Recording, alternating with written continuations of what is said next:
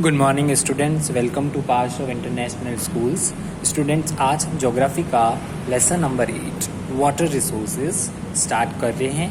तो you also open your books and page number 1, 2, 3 open कर लीजिए और इंट्रोडक्शन से स्टार्ट कर रहे हैं।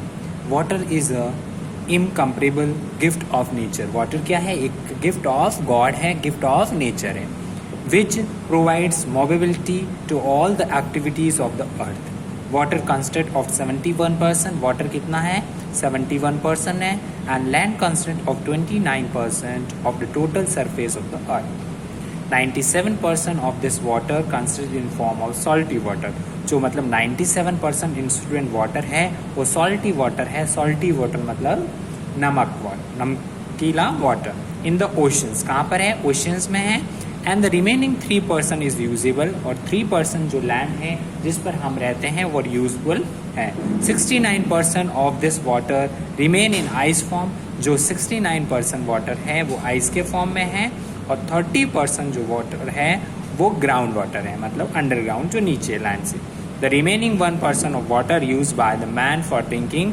और स्टूडेंट्स, आपने नोटिस किया हो तो 1% हमारे पास में वाटर कम है, तो वाटर हमको वेस्ट नहीं करना चाहिए। तभी तो बोलते हैं सेव वाटर सेव लाइफ। तो आपको वाटर्स को सेव करना चाहिए। 1% of water is use by man for drinking. हम ड्रिंकिंग के लिए यूज़ करते हैं, इरीगेशंस के लिए, फार्मिंग के अंदर, इकोनॉमिक एक्टिविटीज़ जो हमारे day to day daily life के अंदर जो एक्टिविटीज़ होती है उसके अंदर वाटर का यूज़ होता है। The ability of the total usable water in India is 186 billion cubic meter, out of which only 1123 billion cubic meter is used. Out of this, human consumable water 390 billion cubic meter in the part of the surface water, and 433 million cubic meter is a part of the groundwater. And total need of water in India is in 2000 is 634 million cubic meter. It is rise to be 1023 million cubic meter by year 2005। मतलब कि कितना useful रहेगा, कितना rise कर देगा ये cubic metre, मतलब कि 2050 के अंदर। The proper management and conservation of water has become essential due to the effect on the water resources because the rapid growth in the population and global warming। मतलब global warming और population growth जैसे जैसे rapid हो रही है तो हमारे effect कहाँ है पड़ रहा है? ग्लोबल वार्मिंग में। मतलब ज़्यादा ग्लोबल वार्मिंग हो रही है तो वाटर पर भी इफेक्ट पड़ रहा है, कम होता जा रहा है। उसके बाद में स्टूडेंट हम डिस्कस करते हैं water management. The major portion of rainwater goes waste into the seas by the medium of the rivers। मतलब कि ज़्यादा जो वाटर का रेन वाटर है वो वेस्ट हो रहा है किसमें? Seas by the medium the rivers के अंदर।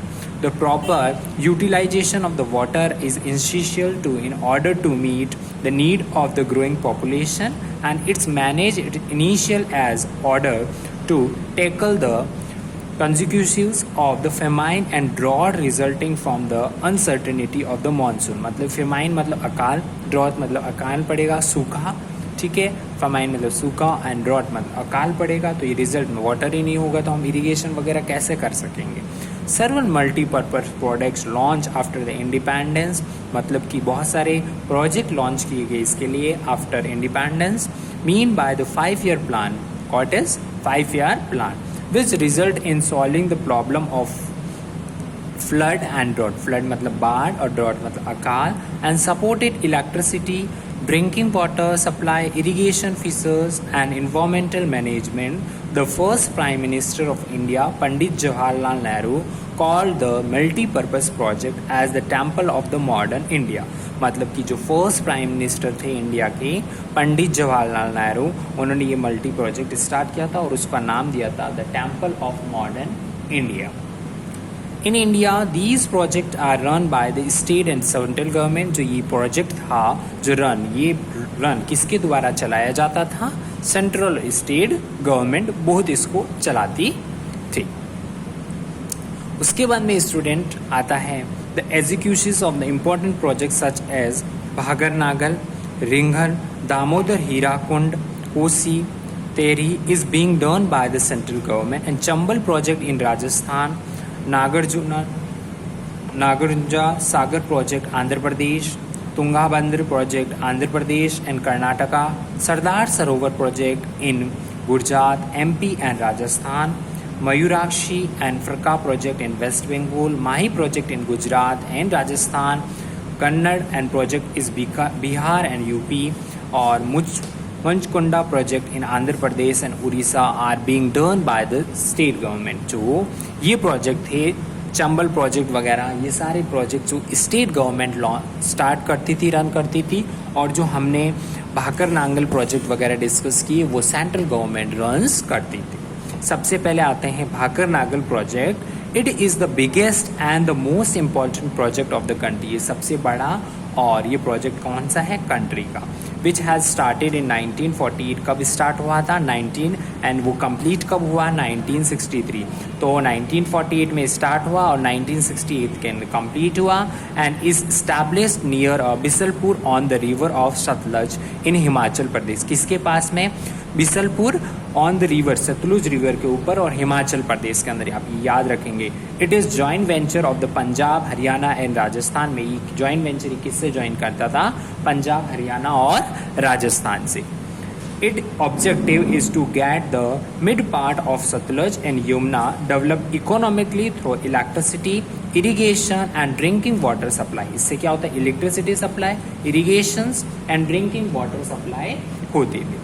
Under this project, the two dams have been built in Ambala district of Punjab, and first has been built 30 km downwards from the Bhakar Dam, and its purpose is to store surplus water of the Bhakar Dam. उसका जो M था, उसका surplus था कि वहाँ पर उनको क्या करना? कलेक्ट करना, उसको वाटर कलेक्ट करना. Bhakra and Shurihind, Banagal and this Doab and Narwa canal has been derived from this dam. One powerhouse at Nangal and two at Kotla and Gangwal are builded. दो उन्होंने पावर हाउस भी बताया, एक नांगला के अंदर, एक कोटला गंगवाल के अंदर, ये बिल्ड किए थे. तो स्टूडेंट आज हमने ये डिस्कस किया और ये मल्टी प्रोजेक्ट के बारे में बताया गया कौन कौन से प्रोजेक्ट हैं. तो आपको भी ये भी देखना है बुक के अंदर. और उसके बाद में स्टूडेंट देखिए, Bhakar Nangal project is something tremendous, something stops and something which is shake you up when you see Bhakar, the temple of the resident India. It is a symbol of the Indian progress. Jawaharlal Nehru. ये symbol किसने denote किया था? जवाहरलाल नेहरू ने. Okay students, तो आपको ये project का यहाँ पर एक्सप्लेन किया हुआ है, symbol of the Indian progress in Jawaharlal Nehru. और हम नेक्स्ट वीडियो के अंदर students Damodar valley project discuss करेंगे. तो आज आप ये वीडियो कंप्लीट देखेंगे, और जहाँ तक मैंने आपको इसका चैप्टर स्टार्टिंग का इंट्रोडक्शन, वाटर मैनेजमेंट और उसके बाद में मैंने इसके प्रोजेक्ट के बारे में बताया, वो आप भाकर नांगल प्रोजेक्ट आप स्टडी करेंगे और उसको लर्न भी करेंगे. नेक्स्ट वीडियो के अंदर हम दामोदर वैली प्रोजेक्ट डिस्कस करेंगे. Thank you student for today.